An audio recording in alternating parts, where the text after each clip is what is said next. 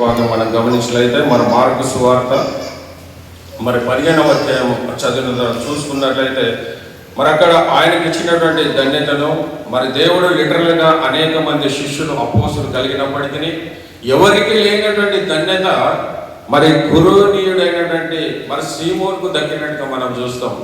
ఆయనతో పాటు 3.5 సంవత్సరాల సేవ పరిచయంలో ఉన్నటువంటి ఏ అపోస్తులు కూడా ఆ సిలువను మోసినటువంటి భాగ్యము దొరకలేదు. కానీ మరి ఎక్కడో దూర ప్రాంతం నుంచి వచ్చినటువంటి మరి కురేనీయుడైనటువంటి సీమోనుకు ఆ సిలువ మోసేటటువంటి ధన్యతను మరి దేవుడు అనుగ్రహించాడు. ప్రియులారా, మరి ఉదయకాలంన మరి దేవుడు నన్ను వాడుకోవడం లేదు, మరి నేను మందిరానికి వెళ్తున్నా కానీ మరి నాకు దేవుని సంఘంలో ఆ యొక్క దేవుని సన్నిధిలో నేను ఒక సాధనంగా వాడబోతున్నాను నువ్వు ఆశ కలిగింది అనుకుంటే మరి దేవుడు ఆనాడు ఏ విధంగా తన సిలువ భారాన్ని ఆ సీమోను మీద పెట్టాడో ఈరోజు సంఘ బాధ్యతలు కూడా మరి ఆశ కలిగి ఉంటే మరి దేవుడు తప్పకుండా అక్కడ అనేక మంది అపోస్తులు ఉన్నప్పటికీ అనేక మంది యూదులు ఉన్నప్పటికీ ఎవరికి లేనటువంటి ధన్యత ఒక పల్లెటూరు నుంచి వచ్చినటువంటి మరి సీమోనుకు దేవుడు అనుగ్రహించినట్టుగా మనం చూస్తున్నాం. పిల్లలు మరి గంధంలో మనం పలుమార్లు చూసినప్పటికీ తన సిలువ తనను తాను ఉపేక్షించుకొని తన సిలువను ఎత్తుకొని నన్ను వెంబడించాలని మరి లేఖనంలో చెప్పిన విధంగా మరి ఆయన సిలువను మనం మోయలేము, కానీ మన సిలువను మనం ఎత్తుకొని మరి లిటరల్గా సిలువని కాకపోయినప్పటికీ యేసు ప్రభు యొక్క పరిచర్య కొరకు ఆయన సువార్త కొరకు మరి నువ్వు అనేకమైన శ్రమలు అనుభవిస్తూ అనేక మందికి ఒక సాక్షిగా నువ్వు నిలబడుతున్నావా? మరి సీమోను గురించి మనం కొన్ని విషయాలు ఆయన జీవితం గురించి మరి ఈ రోజు మనం నేర్చుకోవడానికి మరి ఆయన నుంచి కొన్ని విషయాలు మనం నేర్చుకుందాం. పిల్లారా, మరి కురేనీయుడైనటువంటి సీమోను మరి ఈయన సౌత్ ఆఫ్రికాలో ఉన్నటువంటి వ్యక్తి, మరి యూదులకు ఉన్నటువంటి ఒక ఆచారం. మరి ఈయన కురేని ఆ యొక్క ఆఫ్రికా ప్రాంతంలో ఉన్నప్పటికీ మరి యూదులకు ఉన్నటువంటి ఆచారం మరి ఈయనకి ఎలా వచ్చింది అయ్యారు? మరి ఈయన ఏ విధంగా యెరూషలేము ప్రాంతానికి వచ్చాడంటే ఈయన అప్పుడు బబులోను మరి రాజు దర్యావేషు ఎప్పుడైతే ఆ యొక్క దండెత్తినప్పుడు అష్షూరులు దండెత్తి ఇశ్రాయేలు మీద దండెత్తినప్పుడు అనేక మంది ప్రజలను ఇశ్రాయేలు ప్రజలను యూదులను దాసులుగా తీసుకుపోయినట్టుగా మనం చూస్తాం. కానీ దాసులుగా పోయినటువంటి వారిని చెరకు తీసుకుని వారు అనేక మంది కూడా వివిధ ప్రాంతాలకు చెదిరిపోయినట్టుగా మనం చూస్తున్నాం. ఆ చెదిరిపోయినటువంటి వ్యక్తులనే మరి యూదుడే, మరి యెరూషలేము ప్రాంతానికి చెందినవాడే, యూదుడు కాబట్టి వాళ్ళకు ఉన్నటువంటి ఒక నిబంధన ఏంటంటే మరి దేవుడు ఇచ్చినటువంటి కట్టడి ఏంటంటే వాళ్ళు యెరూషలేము ఏ ప్రాంతంలో ఉన్నప్పటికీ ఎక్కడ ఉన్నప్పటికీ యెరూషలేము ప్రాంతంలో మరి సంవత్సరంలో 3 మార్లు ఆ ప్రాంతానికి వచ్చి మరి దేవుని ఆరాధించాలన్నటువంటి నియమం. 3 పండుగలు ప్రత్యేకమైన పండుగలు మరి దేవుడు వారికి యూదులకు అనుగ్రహించాడు. నువ్వు చెరలున్నా నువ్వు ఎక్కడ ఉన్నప్పటికీ ఆ యెరూషలేము ప్రాంతానికి రావాలన్నటువంటి ఒక కట్టడి ఉంది. కాబట్టి మరి కురేనీయుడైనటువంటి సీమోను అదే కోవకు చెందినటువంటి కాబట్టి ఆ పస్కా పండుగ రోజున మరి దేవుడు యెరూషలేము మందిరానికి పోవాలని ఆలోచన కలిగిన వాడే మరి యెరూషలేము ప్రాంతానికి వచ్చినటువంటి ఈ యొక్క సీమోనుకు మరి దేవుడు ఇచ్చినటువంటి గొప్ప ధన్యత అనుకోవచ్చు. మరి దేవుడేమి ఇయ్యనప్పటికీ ఆ దేవుడు ఆ సిలువను మోస్తున్నటువంటి సమయంలో మరి ఆయన రాత్రంతయు ఆ గెత్సెమనే తోటలో మరి దేవునికి ప్రార్థించినప్పుడు దేవా నీ చిత్తమైతే గిన్నె నా యొద్ద నుండి తొలగించు, అయినను నా చిత్తము కాదు నీ చిత్తమే చెరిగించని చెప్పినప్పుడు అనేకమైన తనలో ఉన్నటువంటి ఆ యొక్క నరాల నుంచి రక్తమంతా కూడా ఒక చెమట బిందువులు ఏ విధంగా అయితే మనం కష్టపడినప్పుడు శ్రమ పడినప్పుడు ఏ విధంగా అయితే చెమట మనకు రక్తం ఆ యొక్క చెమట బిందువులాగా ఏ విధంగా అయితే వస్తుందో మరి యేసు ప్రభువు రక్తమంతా కూడా ఆ రాత్రంతా శరీరం అంతా కూడా మరి ఆ యొక్క నరాలన్నీ కూడా మరి పగిలిపోయి తనలో నుంచి మనము ఐబీ కంటే ఒక బీపీ మనం ఏదైనా ఎక్కువగా ఆలోచించినప్పుడు ఏ విధంగా అయితే మన శరీరంలో ఆ నరాలు చిక్కిపోతాయో మన ప్రభువైన యేసుక్రీస్తు శరీరం కూడా ఆ రోజు ఆ విధంగా చిక్కిపోయినటువంటి సమయంలో ఆయన నిరుత్సవంలో బలహీన స్థితిలో ఉన్నప్పుడు ఆ సిలువను ఎప్పుడైతే తన మీద మోపారో ఆ సిలువను మోస్తున్న సమయంలో మరి ఈయన ఆ ప్రాంతానికి ఆ యొక్క కురేనియా ప్రాంతాన్ని నుంచి మరి కురేనియా ప్రాంతం అంటే ఆయన యొక్క మారు పేరు కాదు, కానీ ఆ కురేనియా ప్రాంతంలో ఒక ఊరు పేరు. ప్రియులారా, ఆ ఊరు ఇప్పుడు ప్రెసెంట్ ఆ కురేనియా ప్రాంతము మరి ఏమని పిలువబడుతుంది అంటే అది లిబియా ప్రాంతంగా పిలువబడుతుంది. ఈయన యూదుడే, మరి దేవుని యందు భయభక్తులు కలిగిన వాడే, కాబట్టి ఆయన కలిగినటువంటి మరి దేవుని ఆరాధించాలని మరి దాదాపుగా మరి పరిశుద్ధ గ్రంథంలో చూసినట్లయితే ఈ యొక్క సీమోన్ అనే పేరు కలిగిన వారు దాదాపుగా 9 మంది ఉంటారు పిల్లలు. వారిలో ఈయన ఒక్కడు. మరి అవన్నీ రెఫరెన్స్ మనకు సమయం సరిపోదు కాబట్టి మరి 9 మంది, ఆ 9 మందిలో అయినటువంటి ఈ సీమోను మరి ఈయన చేసినటువంటి గొప్ప కార్యం ఏంటంటే మరి దేవుని సిలువను ఎంత ఒకసారి అనుకోవచ్చు, అయ్యో దేవుని సిలువను మోస్తే మరి అది మరి ఒక మంచి భాగ్యమే కదా అని మనం అనుకోవచ్చు. ఇంకొక కోణంలో ఆలోచిస్తే ఆ సిలువ ఎవరికి అంటే శాపగ్రస్తమైనటువంటి ఆ దేనికి సాదృశ్యం అంటే శాపానికి సాదృశ్యంగా ఉంది. ఎవరైనా తప్పు చేసినప్పుడు ఆ విధంగా మరి సిలువను మోపుతారు. కానీ మరి ఏది ఏమైనా మనము ఏ విధంగా ఆలోచిస్తే అలాంటివి మనం 2 రకాలుగా ఆలోచించు ప్రియులారు. కాబట్టి అలాంటి ధన్యతను పొందుకున్నటువంటి ఈ యొక్క సీమోను మరి దాదాపు ఎంత దూరం అంటే ఆ లిబియా ప్రాంతం నుంచి యెరూషలేము ప్రాంతము మరి ఎన్ని కిలోమీటర్లు కనుక మనం గమనిస్తే అది మైళ్ళలో కనబెడితే అది ఉత్తర ఆఫ్రికాలో ఉన్నటువంటి ప్రాంతము. మరి లిబియా నుండి యెరూషలేము 900 కిలోమీటర్లు అంటే చాలా సుదూరమైనటువంటి ప్రాంతం నుంచి మరి దేవుని ఆరాధించాలని అంటే ఎంత భక్తిపరుడైతే అంత శ్రమ ఓర్చి ఎక్కడికి వస్తాడని అంటే ఆయన దేవుని యందు భయభక్తులు కలిగిన వాడే, ఆయన హృదయాన్ని చూసినటువంటి దేవుడే మరి ఆయన ధన్యతను ఆయనకు అనుగ్రహించడం ప్రియులారు. మరి ఎంతమంది ఉన్నప్పటికీ అక్కడ అనేక మంది యూదులు ఉన్నప్పటికీ అనేక మంది యూదులు వారికి ఏముందంటే యేసు ప్రభువును సిలువకు అప్పగించాలనే ఆలోచన కలిగిన వారు ఉన్నారు. కానీ ఎవరైనా సిలువను మోయాలనే ఆలోచన ఎవరికి లేనటువంటి స్థితిలో ఉన్నారు. మరి అందుకే మరి దేవుడు ప్రత్యేక ఈయన ఆసక్తితో చూస్తున్నాడంట. ఆయన యేసు ప్రభు ఎప్పుడైతే ఆ సిలువను మోస్తున్న సమయంలో ఆయన ఆశ కలిగి ఆయన వైపు చూస్తున్నాడంట ప్రియులారా. అనేక మంది ఉన్నారు కానీ ఎవరు కూడా అంత ఆసక్తి చూపడినటువంటి పరిస్థితుల్లో అందరికి ఉన్నది ఏంటంటే మరి తన సొంత వారే మరి యూదులలో పుట్టినటువంటి యూద గోత్రం నుంచి పుట్టినటువంటి ప్రభుని యేసుక్రీస్తు అయినప్పటికీ తన యూదులే తనకు సిలువకు అప్పగించాలని వాళ్ళు పిలాతు దగ్గర మరి వారు మరి జడ్జిమెంట్ తీసుకున్నటువంటి సమయం పిల్లల. అలాంటి సమయంలో మరి ఆయనకు అరుదైనటువంటి అవకాశమే మరి అలాంటిగా మరి నువ్వు నేను మరి సువార్త నిమిత్తము పరిచర్య నిమిత్తము ఆ యొక్క యేసుప్రభు సిలువను మనం లిటరల్ గా మోయలేకపోయినప్పటికీ మరి సువార్తన భారము కలిగి మరి సువార్త పరిచర్యలో మనం అనేకమైన శ్రమలు పొందిన వారమే మరి దేవుని కొరకు మనం సాక్ష్యంగా మరి జీవించే వారికి మనం ఉంటున్నామా ప్రియులారా. మరి ఈయన గురించి ప్రత్యేకంగా ఆలోచించలేదు. మరి 3 సువార్తలు కూడా రాశారు. మరి మత్తయి సువార్త 27:32 చూస్తాం. అదేవిధంగా మార్కు సువార్త 15వ అధ్యాయం మరి 21, 22 చూస్తాం. మరి లూకా సువార్త మరి 23వ అధ్యాయం 26వ వచనంలో అంటే దాదాపు 3 సువార్తికులు అయినటువంటి వారు కూడా మరి ఈయన గురించి ఆయన సిలువ మోసిన దానిని గురించి మరి వారు ఈ యొక్క పరిశుద్ధ గ్రంథంలో సువార్తలో మరి లిఖించినట్టుగా మనం చూసినట్టుగా మరి ఈయన గురించి మరి నువ్వు నేను నేర్చుకోవాల్సిన పాఠం ఏదైనా ఉందా అని ఆలోచిస్తే నువ్వెప్పుడు దేవుని మందిరానికి వచ్చినప్పటికైనా మరి ఆసక్తితో దేవా ఈరోజు నా వాక్యం ద్వారా నువ్వు నాతో మాట్లాడాయా మరి నాన్న నీ సంఘంలో ఒక సాధనంగా నేను వచ్చి కూర్చుకోవడమే కాదు కానీ నీ పనిని నీ సంఘంలో ఒక సాధనంగా ఒక పనిముట్టుగా నన్ను వాడుకొని నువ్వు ఎప్పుడన్నా ప్రార్థించే స్థితిలో ఉంటున్నావా? ఒకవేళ ఆనాడు కురేనీయుడు సీమ దూర ప్రాంతమైనప్పటికీ ఆయన దేవుని ఎంతో భయభక్తులు కలిగి దేవాన్ని పరిచయలో మరి ఒక సాధనంగా వాడుకొని దేవునికి ప్రార్థించడం ఆశ కలిగిన ప్రార్థాన్ని మరి దేవుడు తృప్తిపరుస్తానని వాగ్దానం చేసినటువంటి దేవుడు ఆయన పట్ల వాగ్దానాన్ని మరి నెరవేర్చినట్టుగా మనం చూస్తున్న పిల్లరా. మరి సర్వసాధారణంగా ఈ యొక్క యెరూషలేము ఒక పట్టణ ప్రాంతమైన ఆయన ఉన్నటువంటి ప్రాంతం ఏంటంటే అది ఒక పల్లెటూరు ప్రాంతమైనటువంటిది. మరి పట్టణానికి పల్లెటూరు కనుక మనం గమనించినట్లయితే మరి పల్లెటూరులో ఉన్నటువంటి వారు తనకి ఎంత కలిగినప్పటికీ వారు దానిని బట్టి అతిశయించే వారు ఉంటారు. తన కలిగిన దానిని అయ్యో నాకు ఇంత కలిగినని వారు అలాంటి ఆలోచన కలిగి ఉంటారు. కానీ వాళ్ళు ఏది కలిగి ఉన్నప్పటికీ వాళ్ళు తనను తాను తగ్గించుకునేవారు. అదే పట్టణంలో ఉన్నామనుకో మనకి ఏమున్నా లేకపోయినా మనను అతిశయపడతాం. మరి చాలా మంది పట్టణాలలో నివసించాలని ఆశపడ్డారు. పట్టణంలో ఉన్నదంతా కూడా ఇక్కడ ఉన్నటువంటి వసతులను బట్టి ఇక్కడ ఉన్నటువంటి అవకాశాలను బట్టి మనం అనుకుంటాము. కానీ పల్లెటూరులో ఉన్నటువంటి వారు ఏంటంటే ఈ యొక్క పట్టణం అంతా ఈ పొల్యూషన్ తో నిండిపోయింది. కానీ ఆ యొక్క పల్లెటూరు ప్రాంతంలో పొల్యూషన్ లేనటువంటిది. మరి ఆయన హృదయం కూడా ఏ విధంగా ఉందంటే మరి నిర్మలమైనటువంటిది, మరి కలుషము లేనటువంటి హృదయమే.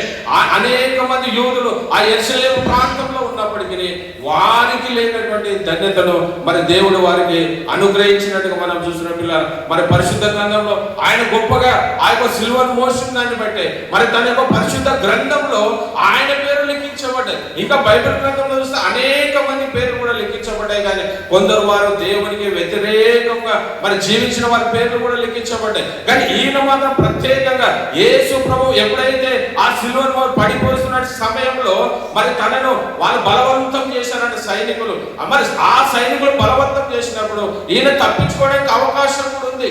ఎందుకనంటే అయ్యో నేను ఆ సిలువను మోయలేను, నేను ఆ భారాన్ని మోయలేను అని తప్పించుకునే అవకాశం ఉన్నప్పటికీ ఆయన దాన్ని జార విడుచుకోలేదండి. మరి ఈ రోజు సంఘానికి వస్తున్నాడు నీకు కూడా మరి దేవుడు ఆ కురేని శ్రీమన్కి ఎలాంటి అవకాశం అనుగ్రహించాడు, నీకు కూడా అలాంటి అవకాశం ఇచ్చినప్పుడు మరి నువ్వు చేజార్చుకున్న వాడికి నువ్వు ఉంటున్నావా? మరి దేవుడు ఇచ్చినటువంటి అవకాశాన్ని నువ్వు సద్వినియోగం చేసుకొని నీ ఆత్మీయమైన జీవితాన్ని కాపాడుకునిగా నీ ఆత్మీయ జీవితాన్ని నువ్వు అభివృద్ధి పరుచుకునే వాడిగా నువ్వు ఉంటున్నావా?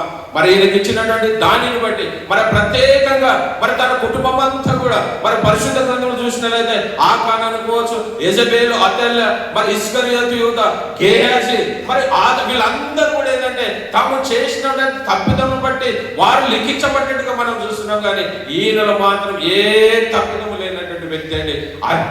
మరి ఎవరికి లేనటువంటి ధన్యతను ఆ సిలువను మోయడానికి మరి దేవుడు ఆయనకు మరి దేవుడు అనుమతించినప్పటికీ అక్కడ ఉన్న వారందరూ కూడా మరి అక్కడ అనేక మంది ఉన్నప్పటికీ మరి ఎవరు కూడా ఆ సిలువ వైపు చూస్తున్నట్టుగా లేరేమో ప్రియులారా. ఈయన మాత్రం పరీక్ష, ఎందుకంటే ఆయన పల్లెటూరు నుంచి వచ్చాడు కాబట్టి ఆయన ఎంతో ఆశతో అయ్యో ఇక్కడ ఏదో జరుగుతుందా ఆయన అనుకోవచ్చు, నేను మందిరానికి ఎందుకు వచ్చాను, నేను దేవుణ్ణి ఆరాధించడానికి వచ్చాను కదా, మరి నాకెందుకు ఈ సిలువ అని అనుకోలేదు. కానీ ఆయన వచ్చిన పనిని పక్కకు పెట్టి ఆయన అక్కడ జరుగుతున్న విషయాన్ని చూసి ఆ పస్క పండుగ వధేతున్న ప్రభువైన యేసు, గొర్రెల ప్రభువైన యేసు క్రీస్తు చూసినప్పుడు ఆయన హృదయం స్రవించిందండి. మరి నువ్వు నీ మందిరానికి నువ్వు వచ్చినప్పుడు మరి వచ్చి నువ్వు విని వాక్యం విని పోయేవాడికి నువ్వు ఉండకూడదు, కానీ వాక్యాన్ని విని మరి నేను కూడా దేవుని సంఘంలో నేను ఒక పనిముడు వాడబడాలని ఆశ కలిగి నువ్వు ఉంటున్నావా? ఏదో నాకెందుకయ్యా నేను వచ్చాను పోయాను, నా జీవితమే మన వ్యక్తిగత జీవితమే నాకని అనుకోవడానికి వీలు లేదు. కానీ నీవు మందిరానికి వచ్చినటువంటి నీవు నీ జీవితంలో మరి మారు మనసు అదే బాప్తిసం తీసుకునే రక్షణలోకి నువ్వు వచ్చి ఉన్నావా? లేకపోతే ఎందుకయ్యా ఏదో వస్తున్నా పోతున్నా ఆచారం కాబట్టి నేను ఈ రోజు మరి పరిశుద్ధ దినం పునరుద్ధాన దినం కాబట్టి మరి దేవుని మందిరానికి వెళ్ళాలని వస్తున్నావా? లేకపోతే నేను దేవుని మందిరానికి వచ్చి ఆ వాక్యాన్ని విని మరి నా యొక్క ఆత్మీయమైన జీవితాన్ని నేను కట్టుకునే నా కుటుంబాన్ని కట్టుకునే స్థితిలో నువ్వు ఉంటున్నావా? మరి అనేక మంది బైబిల్ గ్రంథంలో చూసినప్పటికీ మరి లుదియా మరి ఎప్పుడైతే అపోస్తలుడైన పౌలు గారు వాక్యాన్ని మరి బోధించి ఆ సముద్ర తీరంలో వాక్యాన్ని బోధిస్తున్నప్పుడు దేవుడు ఆమె హృదయాన్ని తెలిసినప్పుడు ఆమెనే కాకుండా ఆమె కుటుంబం అంతా కూడా రక్షింపబడినట్టుగా మనం చూస్తున్నాం. మరి మనం అందరం మొట్టమొదటి మన జీవితంలో మరి జరగవలసింది ఏంటంటే మరి మారు మనసు అనుభవంలో మనం ఉంటున్నామా? మరి అనేక మంది ఒకవేళ బాప్తిసం తీసుకుంటుంటే మంచిదే, మారు మనసు పొందుంటే మంచిదే, రక్షణ అనుభవం ఉంటే మంచిదే, ఇంకా అలాంటి రక్షణ లేనటువంటి స్థితిలో కనుక ఉంటే మరి ఈరోజు దేవుడు నీతో మాట్లాడుతున్నప్పుడు ఆ మారు మనసు పొందుకొని మరి బాప్తిసం తీసుకునే స్థితిలో నీవు ఉంటున్నావు ప్రియులారా. మరి మనం ఒకవేళ మారు మనసు లేకపోతే మరి బాప్తిసం లేకపోతే నీవు అక్కడ పరలోకంలో నీకు స్వాస్థ్యము లేదు ప్రియులారా. కాబట్టి ఇప్పటికైనా మరి ఆ కురేనీకి ఎలాంటి అవకాశం కలిగిందో నీకు కూడా ప్రతి పునరుద్ధాన దినం పరిశుద్ధ దినమున వాక్యం చేత నేను హెచ్చరించినప్పుడు అయ్యో ఈ వాక్యం నా కొరకే కదా, మరి నాలో బలహీనతలు ఉన్నాయి కదా, ఈ బలహీనతలు సరిచేయు ప్రభు అని నువ్వు ఆ యొక్క కల్వరి సిలువ ఎదుట నువ్వు మోకరిల్లి దేవునికి ప్రార్థించేవారుగా నీవు ఉంటున్నావా? ఏదో నేను వస్తున్నా పోతున్నాను కాదు పిల్లలు, మన జీవితాన్ని మనము కట్టుకునే వారికి ఉండాలి. మరి ఈయన చేసినటువంటి కార్యాన్ని బట్టి మరి మనము ఈ 15వ అధ్యాయం 21వ వచనంలో చూసినట్లయితే మరి కురేనీయుడైన సీమోను ఒకడు పల్లెటూరు నుండి వచ్చి ఆ మార్గంలో పోచుండగా ఆయన సిలువను మోయుటకు అతనిని బలవంతము చేసిన పిల్లలు. అక్కడ ఉన్నటువంటి సైనికులు ఆయనను బలవంతం చేశారు. మరి ఆ సిలువను ఎంతో ఎక్కువ దూరం మోయలేడు, అది ప్రభువైన యేసుక్రీస్తుకే సాధ్యం. ఆయన సిలువను నువ్వు నేను మోయలేము ప్రియులారా. నీ సిలువను నువ్వు ఎత్తుకొని తనను తాను ఉపేక్షించుకొని ఆయనను వెంబడించాలి తప్ప మరి నువ్వు ఆయన సిలువను మనం మోయలేము. అక్కడ ఎంత సమయం ఆ సిలువను మోసాడు మరి పరిశుద్ధ గ్రంథం లిఖించబడలేదు. కానీ ఆయన మోసినప్పుడు యేసు ప్రభు ముందు నడుస్తున్నప్పుడు ఆయన అడుగులో అడుగు వేసుకుంటూ తన యొక్క సిలువను మోసాడేమో ప్రియులారా. దాని అనుభవాన్ని బట్టి మరి ఆయన జీవితంలో జరిగినటువంటి దానిని బట్టి తన కుటుంబం అంతా కూడా తన యొక్క కుటుంబం అంతా కూడా రక్షణలోకి వచ్చినట్టుగా చూస్తాం. అదే కాకుండా మరి అపోస్తలుడైన పౌలు గారు వారి కుటుంబం గురించి ప్రత్యేకంగా మాట్లాడినట్టుగా మనం చూస్తున్నాం ప్రియులారా. మరి ఇది ఒక 22లో కనుక మనం 22వ వచనం గమనిస్తే, అతడు అలెగ్జాంద్రకును రూపునకు తండ్రి, వారు గొల్గొతానబడు చోటునకు. మరి ఇక్కడ ఒక ప్రత్యేకమైన మాట చెప్తున్నాడు. మరి మార్కు గారు మరి మత్తయి సువార్త కానీ మరి లూకా సువార్తలు కానీ ఆ ప్రత్యేకమైన మాట చెప్పలేదు. కానీ ఇక్కడ తన తండ్రి ఎవరైతే ఈ కురేనీయుడైన సీమోను ఉన్నాడో ఆయన ఎవరి తండ్రి అంట? అలెగ్జాంద్రకు రూపు. మరి అలెగ్జాండర్ ఇద్దరు కుమారులు ఈ యొక్క కురేనీయుడైన సీమోనుకు ఉన్నటువంటి వారు. ఆయన ప్రత్యేకంగా ఏం చెప్తున్నాడే, అతడు అలెగ్జాంద్రకు రూపునకు తండ్రి. ఎంత శ్రేష్టమైనటువంటి మాట ప్రియులారా. మరి ఆయన గురించి, ఒక తండ్రి గురించి ఎవరిని ఇక్కడ మరి పేర్లు ఎక్కి చెప్పబడుతున్నాయంటే తన కుమారులైనటువంటి ఇద్దరు, మరి అలెగ్జాంద్ర మరి రూపు పోయిన తండ్రి అని. ఇది ఎవరు చెప్తున్నారంటే మార్కు గారు చెప్తారు. మరి మార్కు గారు ఎలా చెప్తాడైనా? మరి మత్తయి గారు చెప్పలేదు కదా, మరి లూకా గారు చెప్పలేదు కదా. అంటే ఈయనకు ఉన్నటువంటి అనుభవం ఏంటంటే మరి పౌలు గారితో బర్నబా గారితో ఈయన ఆ యొక్క దండయాత్రలో పాల్గొన్నటువంటి ఈ యొక్క మార్కు గారు ప్రియులారా, మరి ఆయన పరిచయంలో ఉన్నటువంటి వాడు. వారితో కలిసి మరి ఆ యొక్క దండయాత్రలో పాల్గొన్నటువంటి మార్కు గారు ప్రత్యేకమైనటువంటి మరి అంతకు ముందే మరి తన యొక్క కుమారుల గురించి తనకు ఎలా తెలుసు అంటే ఆయనకు ఉన్నటువంటి సంబంధాన్ని బట్టి, మరి ఆయన పౌలు గారితో ఉన్నటువంటి సంబంధాన్ని బట్టి మరి ఇక్కడ ఏం చెప్తున్నాడంటే మరి మన గురించి, మరి తల్లిదండ్రులమైనటువంటి మన గురించి మన అంత విశ్వాసమైన జీవితం కలిగి జీవిస్తే మరి నీ కూడా వీరు ఎవరంటే ఫలానా వారి తండ్రి అని నువ్వు సాక్ష్యం పొందుకొని ఉన్నావా నీ ఆత్మీయమైన జీవితాన్ని బట్టి. మరి ఇక్కడ ఆయన గురించి కాకపోతే తన పిల్లలకు వీళ్ళు ఎవరంటే అతడు అలెగ్జాంద్రకు రూపునకు తండ్రి అని మరి సాక్ష్యం ఇచ్చినట్టుగా మనం చూస్తున్నాం. మరి నీ గురించి నా గురించి మన పిల్లలు సాక్ష్యం ఇస్తున్నారా? మరి ఎప్పుడు నీ పిల్లలు సాక్ష్యం ఇస్తున్నారంటే నువ్వు నీతిగా మరి దేవుని యందు భయభక్తులు కలిగి నువ్వు జీవించిన వాడవైతే ఆ యేసు ప్రభు ఆ సిలువను మరి తను ఏ విధంగా అయితే మోసాడో మరి నువ్వు ఆత్మీయమైన జీవితంలో నీ కుటుంబాన్ని కట్టుకునే స్థితిలో నువ్వు ఉంటున్నావా? నీ కుటుంబాన్ని కట్టుకునే స్థితిలో కనుక నువ్వు ఉంటే మరి అనేక మంది ఎదుట మరి సంఘ బిడ్డలు ఎదుట ఆ యొక్క మార్కు గారు కానీ నీ సంఘంలో కనీసం మన సంఘంలో ఉన్నవారైనా ఈయన మరి ఫలానా వాళ్ళ తండ్రి అని ఈయన దేవుని భయభక్తులు కలిగిన వాడు, ఈయన ప్రార్థన పరుడు, ఈయన ఆత్మవిశ్వాసం కలిగిన వాడు, ఈయన మంచి విశ్వాసి అని మనం సాక్ష్యం పొందగలుగుతున్నామా ప్రియులారా? మరి ఆయన తనకు కలిగినటువంటి దానిని బట్టి మరి ఇక్కడ ప్రత్యేకంగా మరి ఆయన గురించి రచించినట్టుగా చూస్తాం. అదే మరి లూకా సువార్త 23వ అధ్యాయం 26వ వచనంలో గమనిస్తే అక్కడ కూడా మరి ఇంకా సీమోను గురించి మరి లూకా గారు ఏం చెప్పారో ఒకసారి మనం గమనిద్దాం ప్రియులారా. లూకా సువార్త 23వ అధ్యాయం మరి 26వ వచనం కనుక మనం వారు ఆయనను తీసుకొని పోచుండగా పల్లెటూరు నుండి వచ్చుచున్న కురేనీయుడైన సీమోనును ఒకని పట్టుకొని యేసు వెంట సిలువను మోయుటకు అతని మీద దానిని పెట్టిరి. ఆమేన్. మరి ఇక్కడ శ్రేష్టమైనటువంటి మాట ప్రియులారా, అతని మీద దానిని మోయుటకు, అతని మీద దానిని పెట్టిరి. ఆ సిలువను మోయుటకు, ఆ యొక్క సిలువ భారాన్ని మోయుటకు ఎవరికి లేనటువంటి గొప్ప ధన్యత మరి ఎవరికంటే సీమోనుకు దొరికినట్టుగా మనం చూస్తున్నాం పిల్లారా. ఎందుకంటే ఆయన ఆసక్తి కలిగిన వాడు, ఆయన దేవుని పట్ల భయభక్తులు కలిగిన వాడు, ఆయనకంటే యేసు ప్రభు కలిగినటువంటి మనసును కలిగిన వాడేమో. యేసు ప్రభు తన హృదయాన్ని మన తలంపులు పుట్టక ముందే మన తలంపులు ఎరిగినటువంటి గొప్ప దేవుడు ప్రియులారా. తన తలంపులో ఏమైతున్నదో అది ఎరిగినటువంటి యేసుక్రీస్తు ఆ యొక్క సిలువను మోయడానికి మరి ఈయనకు అవకాశం కలిగింది ప్రియులారా. మరి అదే కాకుండా ఆయన చెప్తున్నట్టు మాట కురేన సీమోను ఒకరిని పట్టుకొని యేసు వెంట మరి సిలువను మోయడు. యేసు వెంట మరి యేసు ముందు నడుస్తున్నప్పుడు మరి ఆయన ఆ సిలువని ఎవరు మోయాలంటే ప్రభు అయిన యేసుక్రీస్తు మోయాలి ప్రియులారా. నువ్వు నేను మోయడానికి కాదు, మరి ఆయన మోస్తేనే ఆ కలువరి శిలువలో ఆయన మరణిస్తేనే మరి నీకు నాకు విమోచన, మరి నీవు నేను అపరాధం నుంచి మన పాపం నుంచి మనం రక్షింపబడి వారికి ఉంటాం. కాబట్టి కొద్దిసేపు ఆయన ఆ సిలువను మోసినట్టుగా మనం చూస్తున్న పిల్లరా. మరి అదే మన మొదటి పేతురు పత్రిక మరి 2వ అధ్యాయంలో కూడా గమనిస్తే, మొదటి పేతురు పత్రికలో మనం గమనిస్తే అక్కడ కూడా సిలువ గురించి చెప్పినటువంటి మాటను ఒకసారి మనం గమనిద్దాం ప్రియులారా. రెండవ అధ్యాయం 21 నుంచి 24 బ్రదర్. క్రీస్తు కూడా మీ కొరకు బాధపడి మీరు తన అడుగు జాడల యందు నడుచుకున్నట్లు మీకు మాదిరి ఉంచిపోయాను. ఆనాడు సీమోను ఏ విధంగా అయితే తన మార్గం తను నడుస్తున్నటువంటి అడుగులలో తన అడుగు వేసుకుంటూ తన సిలువను మోసుకొని ఏ విధంగా అయితే తను ప్రయాణించాడు, యేసుని ఏ విధంగా అయితే వెంబడించాడు, ఈ రోజు కూడా ఇక్కడ పేతురు గారు చెప్తున్న మాటను మనం గమనిస్తే క్రీస్తు కూడా మీ కొరకు బాధపడి మరి మీరు తన అడుగు జాడల యందు నడిచినట్లు మీకు మాదిరి ఉంచిపోయాడు. ఆయనకు ఒక్కటికనే శిలువ భారమా? మరి నీకు నాకు ఆ శిలువ భారము లేదా? మరి నీకు మాదిరి అని చెప్తున్నాడు. యేసు ప్రభు ఏ విధంగా అయితే ఆ శిలువ మీద బాధపడి మరి ఆయన ఏ విధంగా అయితే తన అడుగు జాడ నడుచుకున్న మనకు మాదిరి ఉంచిపోయినటువంటి దేవుడు.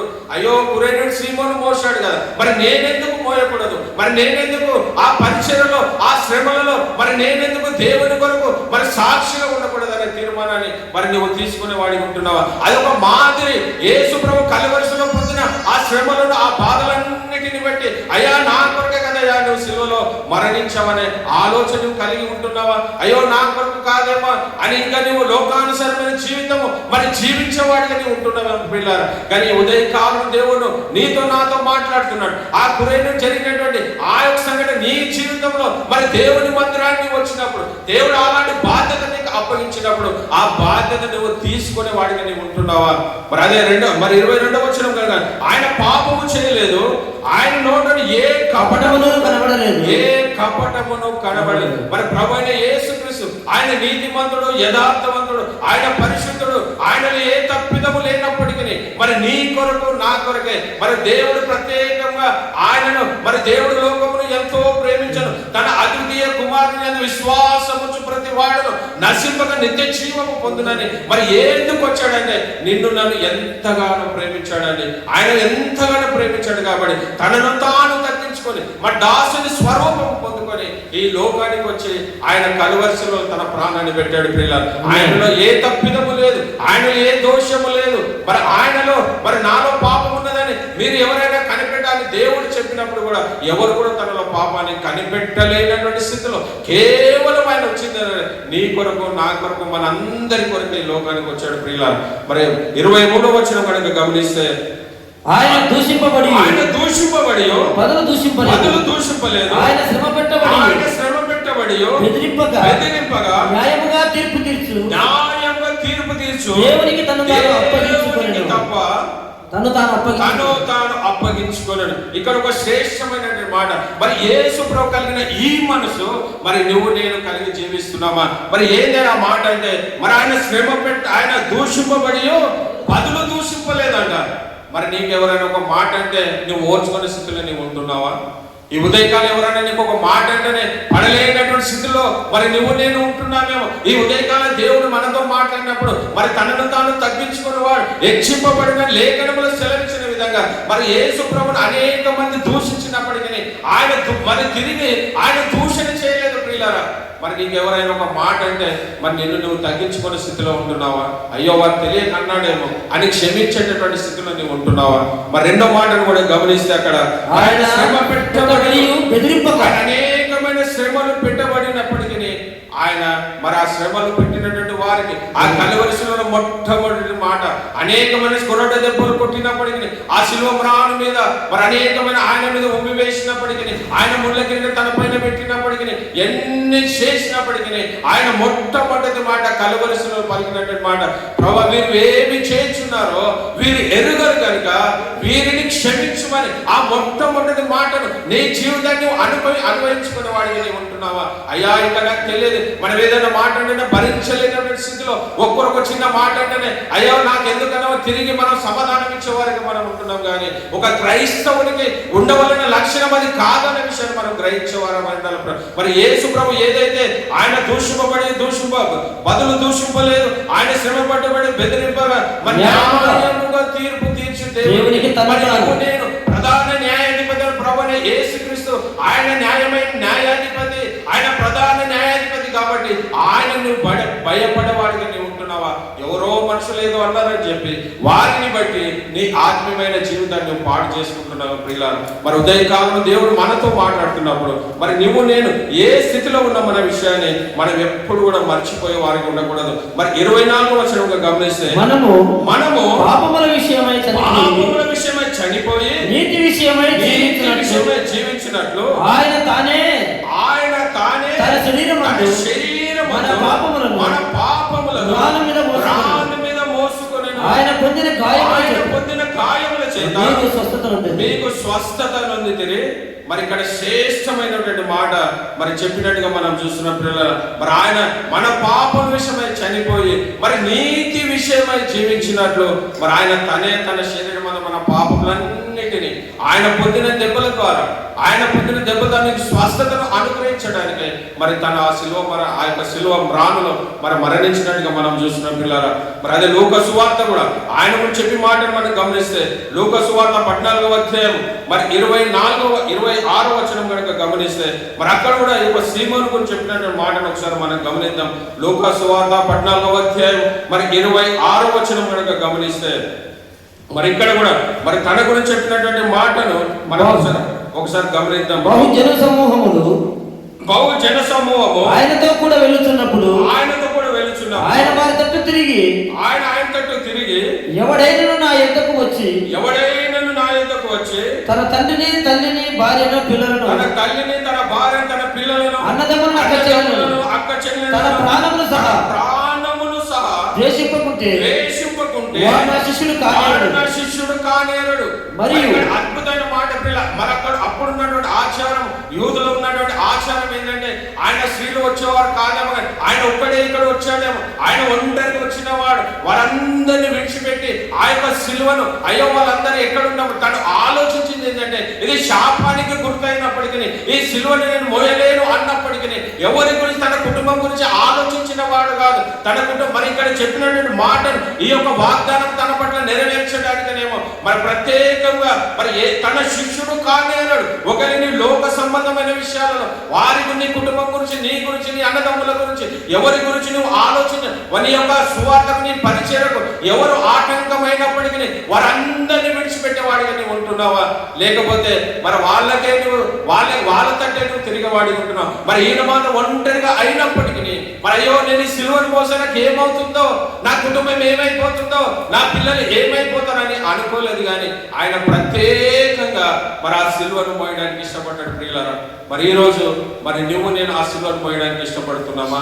అయ్యో మరి శ్రమలు అంటే మరి యేసు ప్రభువుని నమ్ముకుంటే మరి అన్ని మనకు మంచి జరుగుతుందని చాలా మందికి అభిప్రాయం ఉంది. నీ శరీర సంబంధమైన విషయాలలో జరగచ్చు, కానీ ఆత్మ సంబంధమైన విషయాలలో ఎప్పుడైతే నువ్వు మారు మనసు పొంది రక్షణ అనుభవంలో ఉంటావో, మరి దేవునికి ఎప్పుడైతే మరి దేవుని యందు భయభక్తులు కలిగి ఉంటావో, నీ ఆత్మీయమైన జీవితాన్ని దినదినం నువ్వు అభివృద్ధి పరుచుకునే వాడికి ఉండాలి. కానీ మనం చాలా మందికి ఉన్నటువంటి అపోహ ఏంటంటే యేసు ప్రభు దగ్గరకు వస్తే మాకు ఎలాంటి శ్రమలు ఉంటాయండి, మాకు ఎలాంటి రోగాలు ఉండవండి. అది భూ సంబంధమైన ఆశీర్వాదాల గురించి నువ్వు కాదు, కానీ మరి దైవ సంబంధమైన పర సంబంధమైన ఆశీర్వాదాలు పొందుకోవడానికి నువ్వు ఆశపడాలి. కానీ ఈ భూ సంబంధమైన ఆశీర్వాదాలు అవి శాస్త్రమైనది కాదు, అవి అశాస్త్రమైనదే. కొంతకాలం ఉండి మన యొక్క శరీరం కనుక ఆలోచిస్తే ఈ యొక్క శరీరము మరి యోహాను సువార్త 6:6 చెప్పిన విధంగా మరి ఈ శరీరం కేవలము నిష్ప్రయోజనమే, మరి ఆత్మయే జీవింపజేస్తున్నది. మరి ఆత్మను కాపాడుకునే వాడి ఉంటున్నావా? మరి ఆత్మను ఆర్పకుడని మరి ఏ విధంగా అయితే మరి అపోస్తల కార్యములు చెప్పిన విధంగా 10:36 చెప్పిన విధంగా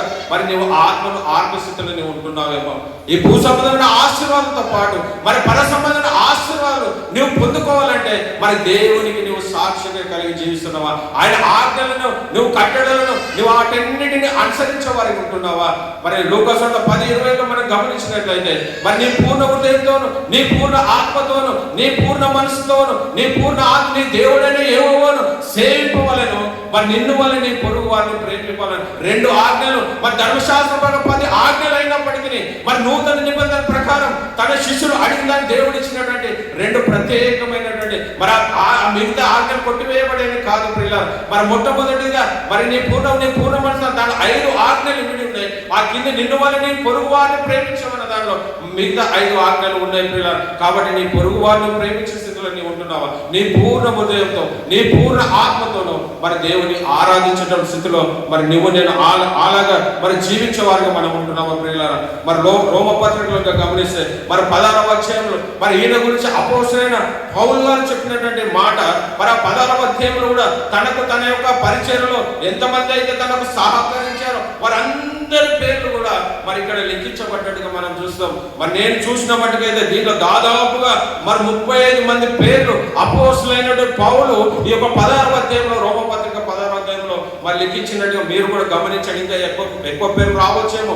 నేను చూసిన దీంట్లో 35 మంది పేర్లు తన పరిచయంలో ఎవరెవరైతే తనకు పరిచయంలో సహకరించారో వారందరి నిమిత్తము మరి ఇందులో ఈ యొక్క 16వ అధ్యాయం మొత్తము కూడా వాళ్ళ పేర్లతో మరి పరిశుద్ధాత్మ దేవుడు మరి అపోస్తలుడైన పౌలు వారికి దాంట్లోనే మరి వీరి గురించి కూడా మరి ప్రత్యేకంగా రాసినట్టుగా మనం చూస్తున్నాం పిల్లలు. మరి 13వ అధ్యాయంలో మనం గమనించినట్లయితే ఈ కురేనీయుడైనటువంటి సీమోను గురించి తన కుటుంబం గురించి తన పిల్లల గురించి మరి ఇక్కడ మరి పౌలు గారు చెప్తున్నట్టుగా మనం చూస్తున్నాం. మరి 13వ అధ్యాయం గమనించినట్లయితే ప్రభువునందు ఏర్పరచబడిన రూపునకు వందనములు, అతని తల్లికి వందనములు, ఆమె నాకును తల్లి.